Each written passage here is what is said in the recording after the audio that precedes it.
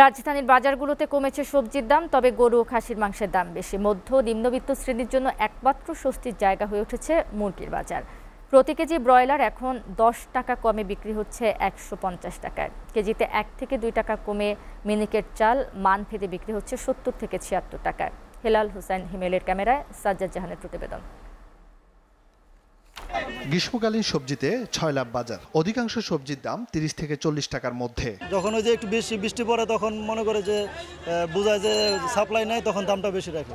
টাকাটা যায় ব্যবসায়ীদের হাতে, যায় কৃষকরা পায় না। অরিজিনাল দেখা গেল 2-3 হাত ঘুরতে যায় মাল 20 টাকা পড়ে যায়।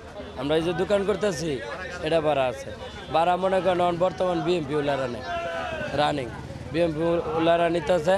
স্বস্তি মিলছে ব্রয়লার ও সোনালী মুরগিতে। কেজি প্রতি ব্রয়লার মুরগি বিক্রি হচ্ছে 150 টাকায় ও সোনালী মুরগি 260 থেকে 270 টাকায়। কমেছে ডিমের দামও। প্রতি ডজন ডিমের দাম 130 টাকা। গরু ও খাসির মাংস কিছুটা বাড়তি দামে বিক্রি করার প্রবণতা লক্ষ্য করা গেছে। এখন 780 টাকা দাম হাঁকছেন অনেক বিক্রেতা। সেই সাথে চড়া মাছের বাজারও। বর্তমানে 3 জেলায় অভিযান। কাপ্তায় বর্তমানে মাছ ধরা নিষিদ্ধ, আর এখন দিনে দিনে 20 টাকা 10 টাকা 50 টাকা বাড়তেই থাকবে। সপ্তাহের ব্যবধানে কেজিতে 1 থেকে 2 টাকা কমেছে মিনিকেট চালের দাম। মানভেদে বিক্রি হচ্ছে 70 থেকে 76 টাকায়। আটাশ চালের দাম 1 থেকে 3 টাকা কমে বর্তমানে বিক্রি হচ্ছে 52 থেকে 54 টাকা।